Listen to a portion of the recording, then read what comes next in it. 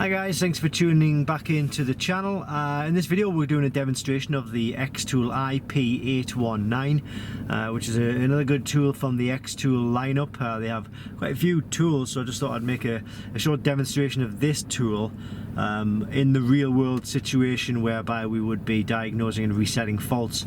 We're in a 2013 Porsche 911 Carrera S, which has a multiple of messages and faults on the dashboard there. As you can see, we've got the ABS lights, we've got the check engine light, we've got the airbag light, parking brake light.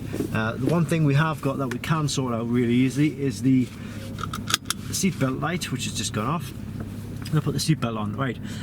So what we're going to do, hopefully by the end of this video we'll be able to diagnose and reset all of these faults and get rid of all of the warning lights, but I'll pop the link to this kit in the description below this video. There are fakes, there are clones on the market, they can damage your vehicle, so it's best to stay away from them, and by using the link in the below the video, that will take you to the genuine and official product. Okay, so what I'll do is I'll click on we've got the tool plugged into the diagnostic port, and we're going to click on to diagnosis, and just get in a little bit more, wonder. Just so we've got everything in shot there. Alright, so we're going to find our manufacturer, which is Porsche. There it is, Porsche. And we're going to manually select our vehicle, which is a 911991 variant. There it is.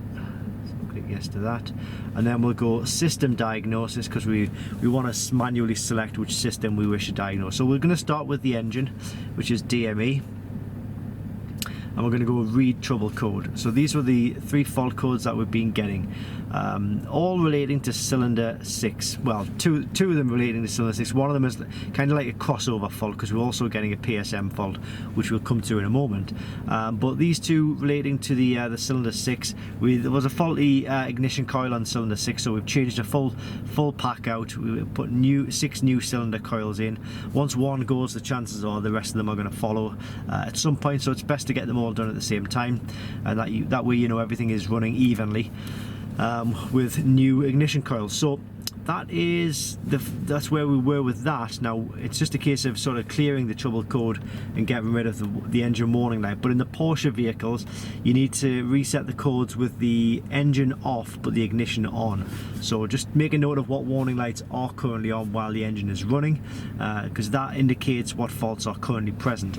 And once we turn the engine off and then put the ignition on, you'll get all of the warning lights coming on. So it doesn't really give you a true reflection of what's happening when the ignition is on. But we can go to clear trouble code, we can erase those, clear codes successfully, and we can go back into trouble code, and it's now telling us there are no fault codes. So the ECU is happy that the fixes that we've put in are good, and it's happy now that there are no faults with the vehicle. Okay, and then it's a case of doing the same on the other system. So the PSM is the Porsche Stability Management, and that is the ABS system in Porsches.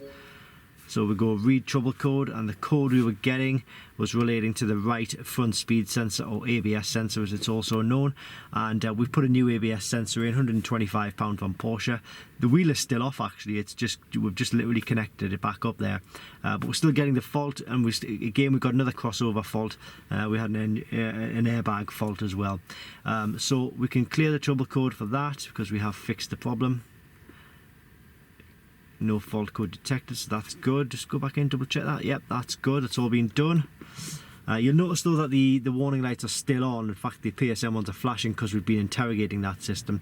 They'll go off, well, the idea is they'll go off when the engine is started. Okay, so we're now going to do the airbag system. Same again, a loose connection underneath the driver's seat, but these were the codes and the descriptions that we'd been getting. We'll go to clear trouble code, yes to that. Okay, no fault codes detected. It's always good to go back in and just double check that, which I think is good practice. And there we go. So we've used the tool now to diagnose all of the faults, reset all of the faults, which we believe we have fixed correctly. And now it's time to start the engine, and hopefully all of these warning lights will disappear once we start this. So I'm starting it now.